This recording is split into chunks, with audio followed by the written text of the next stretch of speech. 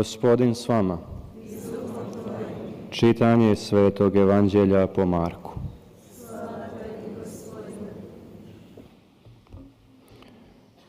U ono vrijeme pristiju po Isusu jedan od pismoznanaca i upita ga: koja je zapovjed prva od sviju?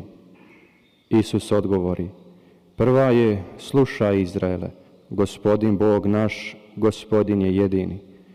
Zato ljubi Gospodina Boga svojega iz svega srca svojega, i sve duše svoje, i svega uma svoga, i sve snage svoje. Druga je: ljubi svoga bližnjega kao sebe samoga. Nema druge zapovjedi veće od tih.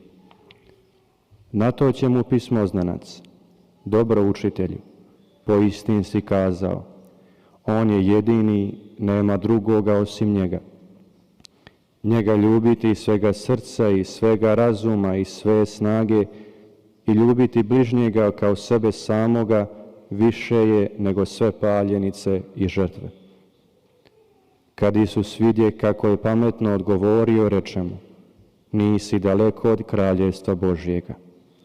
I nitko se više nije usuđivao pitati ga. Riječ Gospodnja.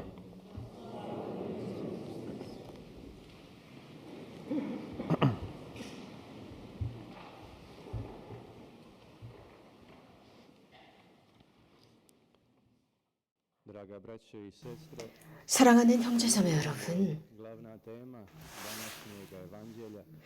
오늘 복음의 주요 주제는 우리 모두가 잘 알고 있는 것입니다. 한 율법학자가 예수님께 모든 계명 가운데서 첫째가 하는 계명이 무엇이냐라고 했을 때 예수님은 두 가지 사랑의 계명을 제시하십니다.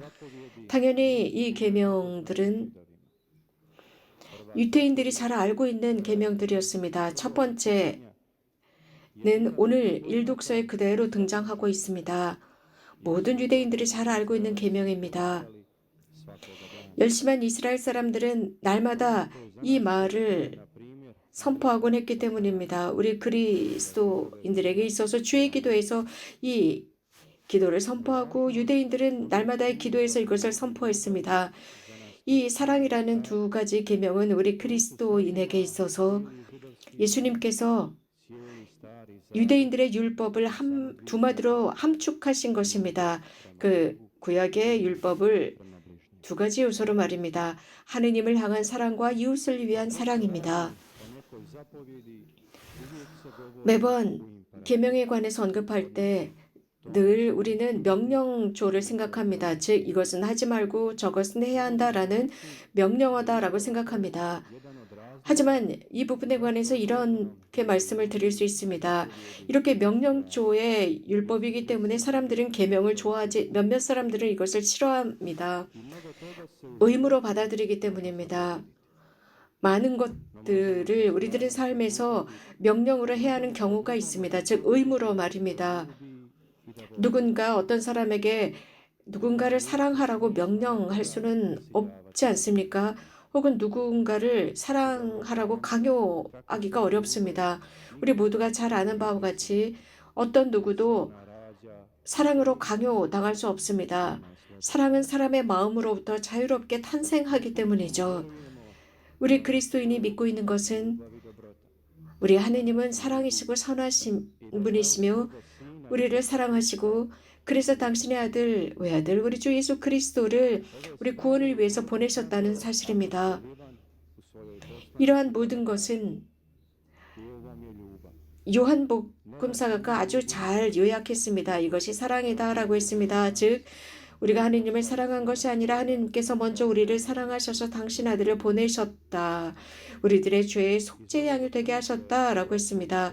이 말씀을 통해서 형제자매 여러분, 우리가 볼 수 있고 또 결론을 지을 수 있는 것은 바로 우리가 먼저 주님께 사랑을 드러낸 것이 아니라 그분이 항상 먼저 역사 속에서 사랑으로 앞장서셨습니다. 인간에게 가까이 오셨고 당신 자신을 제공하셨습니다.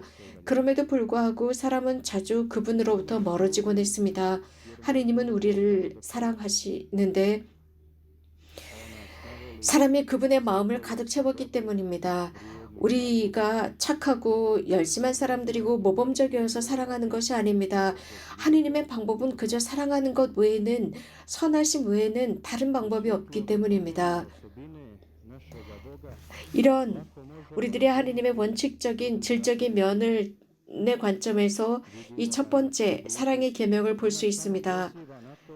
이 계명의 본질은 하느님의 사랑, 그 사랑과 무엇과 바꿀 수 없다는 것입니다. 그래서 모든 그리스도인이 절대 잊지 말아야 하는 것은 이 진리입니다. 그리고 자신이 하느님의 아들과 딸로서 받아들여지고 사랑받고 있다는 것을 인식해야 합니다. 이것을 인식했을 때 우리는 하느님을 사랑하는 것이 어렵지 않습니다.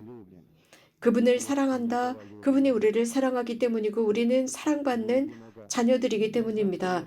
그분을 사랑하는 것은 그분께서 명령하셨기 때문이 아니라 우리가 의무로 무엇인가를 해야 하는 것이 아니라 그분께서 먼저 우리에게 당신의 사랑을 보여주셨고 지속적으로 우리를 사랑하시기 때문입니다.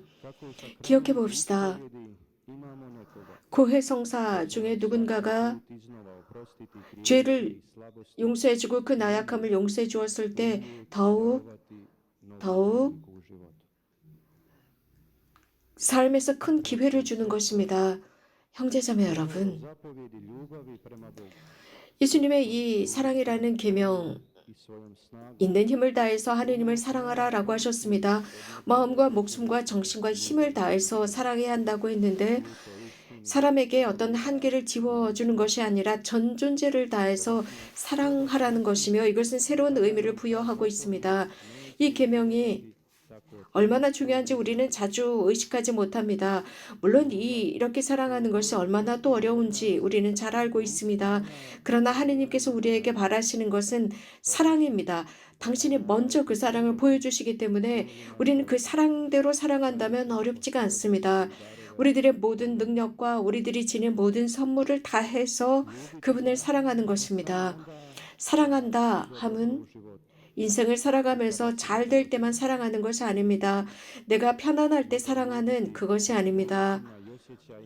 말로만 그저 형식적인 느낌으로만 사랑하는 것이 아니라 삶 안에서의 구체적인 활동으로 드러나게 사랑하는 것입니다. 그래서 필요하다면 희생까지도 하는 것이 사랑입니다. 우리가 하느님을 우리들의 모든 존재를 다 사랑하느냐 라는 것을 확인하기 위해서 예수님께서는 또 다른 계명을 제시하셨습니다. 이웃 사랑하기입니다. 우리는 이웃을 사랑하도록 우리 자신처럼 사랑하도록 초대받았습니다. 이게 어려운 것처럼 보입니다. 실제로 그렇습니다. 우리 모두가 잘 알고 있듯이 이웃을 사랑하는 게 쉽지 않다는 사실입니다. 하지만 이 계명은 그 중요한 의미를 함축하고 있는데 사람이 있는 모습 그대로 사랑받고 있다라는 것을 알 때 자신의 어떤 습관과 악습과 나약함과 단점이 있을지라도 그대로 사랑받는다라는 것을 알 때 하느님께서 매우 사랑하신다는 것을 알 때 비로소 자기 자신을 수락하고 자기 자신을 인정하고 자기 자신을 사랑합니다. 그리고 이러한 사랑은 타인들에게도 퍼져나가는 것입니다. 그래서 매번 신자들이 고해소에 들어와서 죄를 고해하고 용서를 받고 사죄를 받습니다. 그 이유는 주님께서 자비를 베푸십니다. 내가 자비를 받았다면 이웃에게도 그 자비를 나눠야 하지 않겠습니까? 상처를 주었다면 그것을 치료해 줘야 하지 않겠습니까? 무상으로 받았다면 무상으로 주라고 주님은 말씀하십니다. 사랑하는 형제자매 여러분, 우리가 참여하는 이 미사 성제 속에서 들은 말씀은 우리를 사랑으로 성숙할 수 있도록 격려합니다. 그래서 우리가 자주 정결한 마음으로 미사 성제에 참여합시다. 미사 성제 속에는 하느님께서 인간을 사랑하시는 사랑의 신비가 내포되어 있습니다. 성체 그리스도의 거룩한 몸을 영함으로써 우리는 하느님과 이웃을 향한 가장 큰 사랑의 영감을 받습니다. 그래서 이 두 가지 계명을 지속적으로 묵상하고 관찰하면서 더욱 그 뜻에 가까이 갈 수 있습니다. 찬미 예수 마리아.